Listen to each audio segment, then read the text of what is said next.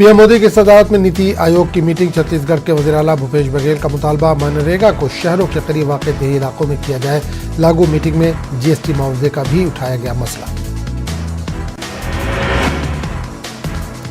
RCP Singh के इस्तीफे के बाद जेडीयू में बड़ी हलचल। सीएम नीतीश कुमार ने मंगल को पार्टी मेंबरान पार्लियामेंट की मीटिंग बुलाई। तमाम मेंबरान पार्लियामेंट को पीर की शाम तक पटना आने की हिदायत दी। महंगाई, बेरोजगारी और मरकजी एजेंसियों के गलत इस्तेमाल के खिलाफ अपोजिशन का मुजाहमती मार्च। तेज प्रताप बने तेजस्वी के रथ के साथ ही दोनों ने मरकजी हुकूमत पर हमला किया। पटना में पुलिस की पिटाई, डॉक्टरों को गिरफ्तार करने गई थी पुलिस। अस्पताल के बाउंसरों ने पुलिस की पिटाई कर दी, डॉक्टरों पर इस्मत दरी का इल्जाम।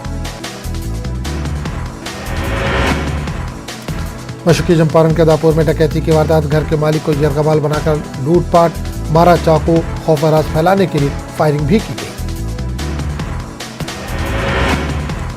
छपरा की दरिस बस्ती में एक नौजवान का कत्ल, घात लगाए हुए मुजरिमों ने इसे गोली मार दी। पुलिस मामले की तहकीकात कर रही है। बेगूसराय में नशे में धुत ड्राइवर ने सरदार वल्लभ भाई पटेल के मुजस्समे को नुकसान पहुंचाया। मुश्तइल लोगों ने ड्राइवर को पकड़ लिया। सिवान में इंसानियत शर्मसार, एक डॉक्टर ने 3 साला बच्ची को चंद रुपए में खरीद लिया। पुलिस ने बच्ची को किया बरामद। गिरिडीह डुमरी मेन रोड के करीब सड़क हादसे में 2 लोगों की अल्पनाक मौत। हादसे के बाद गाड़ी का ड्राइवर फरार, नाराज लोगों ने किया सड़क जाम। बेगूसराय में आपसी झगड़े पर जमकर मारपीट, एक खातून शदीद जख्मी, सदर अस्पताल में जेर इलाज। जहानाबाद में महकमा एक्साइज की बड़ी कार्रवाई, 2 दिन में 47 अफराद गिरफ्तार, 6 ख्वातीन गिरफ्तार। हेडक्वार्टर की हिदायत पर कार्रवाई। गोपालगंज बेतिया स्टेट हाईवे पर धंसी सड़क, सीएम ने 2017 में इफ्तिताह किया था। डीएम ने मामले की जांच की हिदायत दी। सिवान में चोरों ने एक ताजिर के घर को निशाना बनाया, नकदी समेत लाखों के जेवरात पर किया हाथ साफ। वज़ीर आला केसीआर ने मुल्क की मौजूदा सूरत-ए-हाल पर तशवीश का इज़हार किया। उन्होंने कहा कि आज अशिया ज़रूरिया की कीमतें आसमान छू रही हैं। मुल्क भर में किसानों के मसाइल, रुपए की कदर दिन ब दिन गिरती जा रही है, इस पर कोई बातचीत नहीं होती। आलमी सतह पर मुल्क की छवि मुतासिर हो रही है। एनडीए हुकूमत ने एक भी वादा पूरा नहीं किया, जिस पर नाराज होकर ही केसीआर ने नीति आयोग इजलास में शिरकत नहीं की। तेलंगाना हुकूमत ने रियासत में मजीद 8 नए मेडिकल कॉलेजों के क़याम को मंजूरी दे दी है। नए कॉलेजों में बुनियादी सहूलियात की फराहमी के लिए हुकूमत की जानिब से 1489 करोड़ रुपए मंजूर किए गए। नए मेडिकल कॉलेज तेलंगाना के जिला सिरसिला, वकाराबाद, खम्मम, कामारेड्डी, करीमनगर, जयशंकर, भोपालपल्ली, आसिफाबाद और जनगांव में कायम किए जाएंगे। इसके अलावा मुख्तलिफ इलाकों के सरकारी अस्पतालों को भी अपग्रेड कर दिया जाएगा। वाज़ेह है कि रियासत की तक़सीम के वक्त तेलंगाना में सिर्फ 4 मेडिकल कॉलेजेस थे। तेलंगाना में कांग्रेस पार्टी को एक और धक्का लगा है। कांग्रेस पार्टी के अहम लीडर समझे जाने वाले डी श्रावण ने दिल्ली में तेलंगाना बीजेपी इंचार्ज तरुण चुग की क़यादत में बीजेपी में शमूलियत इख्तियार कर ली। इस मौके पर तरुण ने इन्हें पार्टी की मेंबरशिप दी। इस मौके पर मरकजी वजीर किशन रेड्डी के अलावा लक्ष्मण, साबिक रुकन पार्लियामेंट विवेक व दीगर मौजूद रहे। बीजेपी में शमूलियत पर तेलंगाना बीजेपी के लीडरों ने इन्हें मुबारकबाद दी। डी श्रावण ने कांग्रेस पार्टी पर कमजोर तबकात के साथ नाइंसाफी का इल्जाम आयद करते हुए कांग्रेस पार्टी से इस्तीफा दिया था। तेलंगाना महकमा मौसमियात ने इतवार से आइंदा 3 दिनों तक भारी बारिश की पेशकशी की है। महकमा मौसमियात को अहदेदारों ने गैर जरूरी घरों से बाहर न निकलने का आवाम को मशवरा दिया है। अहदेदारों ने बताया कि खलीजी बंगाल में हवा के कम दबाव का सिलसिला बरकरार है, जिसका असर तेलंगाना में देखा जाएगा। रियासत के बेशतर मुकामात पर रेड अलर्ट जारी किया गया है। कर्नूल के कदीम तालीमी इदारे उस्मानिया कॉलेज में आज़ादी का अमृत महोत्सव प्रोग्राम मुनक़िद हुआ, जिसमें एनसीसी, रेड रिबन और एनएसएस के अलावा कॉलेज इंतजामिया और दीगर ने शिरकत की। कॉरेस्पॉन्डेंट अजरा जावेद ने कहा कि हमारा मुल्क आज़ाद हुए 75 साल मुकम्मल हो गए। हुकूमत की जानिब से शुरू करदा अमृत महोत्सव को मुल्क भर में मनाया जा रहा है। उन्होंने कहा कि मुस्तकबिल में हमारा मुल्क मजीद तरक्की करते हुए दुनिया भर में अपनी अलग पहचान बनाएगा। इस मौके पर कॉलेज कैंपस से कलेक्ट्रेट तक रैली निकाली गई। कर्नूल में आको की क़यादत में नेशनल हैंडलूम डे मनाया गया। इस मौके पर रैली निकाली गई। इसके बाद बुनकरों की जानिब से तैयार करदा कपड़ों की नुमाइश भी की गई। इस मौके पर बुनकरों को तहनीत भी पेश की गई। नेशनल हैंडलूम डे के मौके पर मुनक़िदा तकरीब में कर्नूल की मेयर और साबिक़ रुकन पार्लियामेंट ने भी शिरकत की।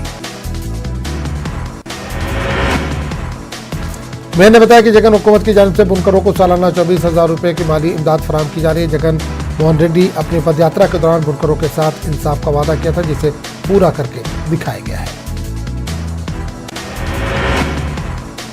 मौजूदा तालीमी निज़ाम सख्त मुश्किलात से दो चार है। नई तालीमी पॉलिसी के तहत तालीमी निज़ाम को मज़ीद पेचीदा कर दिया गया है। नए तालीमी निज़ाम के खिलाफ SFI ने मुल्क भर में मुहिम शुरू कर दी। आवाम को नई तालीमी पॉलिसी के नुकसान से वाकिफ करवाने के लिए SFI ने कौमी सतह पर बस यात्रा शुरू की है। बस के विजयवाड़ा पहुंचने पर SFI और DYFI के कारकुनों ने इस्तकबाल किया। SFI के लीडरों ने कहा कि मरकजी हुकूमत ने मुल्क के तालीमी निज़ाम को बर्बाद कर दिया है। RSS के नजरियात को तालीमी निज़ाम में शामिल किया जा रहा है। गजा में वज़ारत सेहत ने बताया कि गुज़िश्ता 2 रोज़ के दौरान गजा के इलाके पर जारी इजरायली फ़ज़ाई हमलों में अब तक कम से कम 24 फ़लस्तीनी शहीद हो चुके हैं। शोहदा में 6 बच्चे और एक खातून भी शामिल है।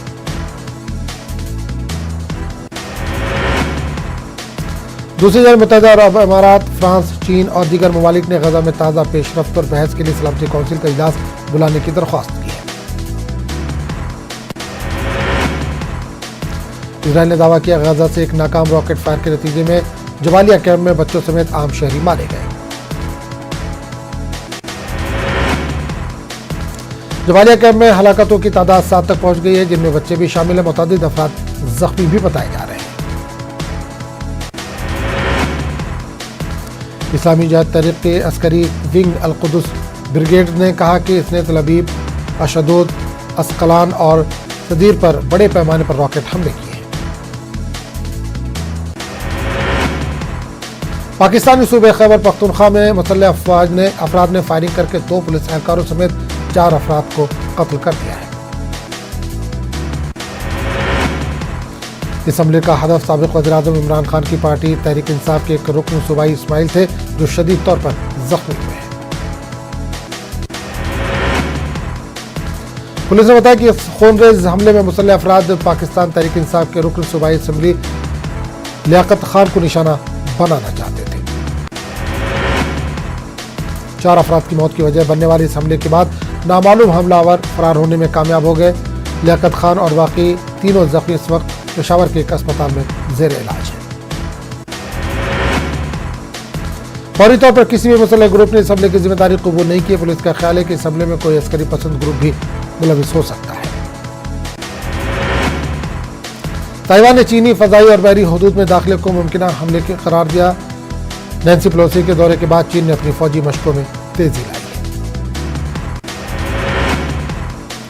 ताइपे ने जजीरे करीब के चीनी फौजी क्राफ्ट की मौजूदगी के जवाब में अपनी जंगी तैयारों को परवाज और बहरी गश्त में इजाफा कर दिया है। ये पेशरफ्त ऐसे मौके पर सामने आई है जब चीन अपना ताइवान में अब तक सबसे बड़ी फौजी मशक कर रहा है। चीन ने यह मशकें नैन्सी पेलोसी के दौरे ताइवान के रद्दअमल में शुरू की है। कॉमनवेल्थ गेम्स में हिंदुस्तान की बेहतरीन कारकर्दगी जारी। हिंदुस्तान को बॉक्सिंग में 3 गोल्ड मेडल हासिल हुए हैं। हरियाणा की बॉक्सर नीतू ने और अमित पंगल ने ये तमगा हिंदुस्तान की झोली में डाला। नीतू ने ख्वातीन की कम वेट कैटेगरी के फाइनल में इंग्लिश बॉक्सर डेमी जेट को शिकस्त दे दी। नीतू ने यह मैच एक तरफा अंदाज में जीता। अमित पंगल ने 48 से 51 किलो के जुमरे में फ्लाईवेट मैच के फाइनल में जीत हासिल की।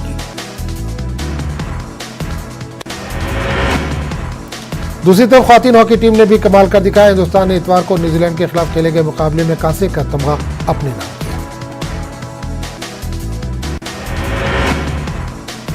फुल टाइम में ये मैच 1-1 से ड्रॉ हुआ था, लेकिन पेनल्टी शूट आउट में हिंदुस्तान ने दिल जीत लिया। कप्तान सविता पूनिया के जबरदस्त सेव और सोनिका नोनित के गोल की बदौलत हिंदुस्तान ने 2-1 से शूट आउट जीत लिया।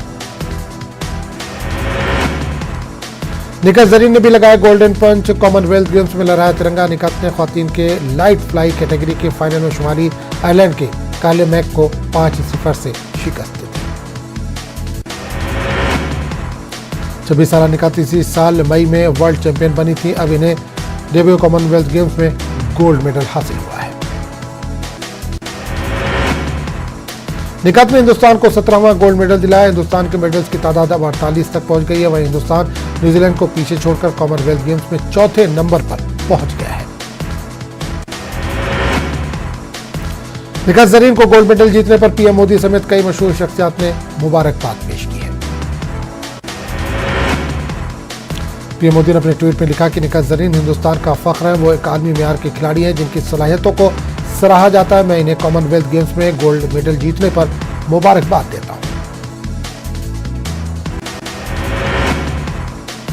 कॉमनवेल्थ गेम्स के ट्रिपल जंप इवेंट में हिंदुस्तान ने तारीख रकम की है। कॉमनवेल्थ गेम्स की तारीख में पहली बार हिंदुस्तान को इस इवेंट में सोने का तमगा मिला है।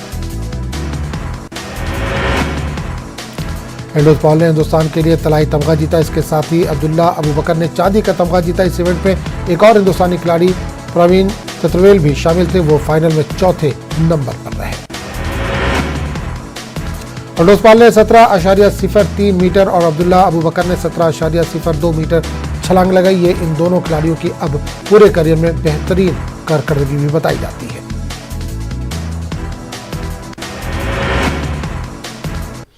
तो इस बुलेटिन में फिलहाल इतना ही। आदाब।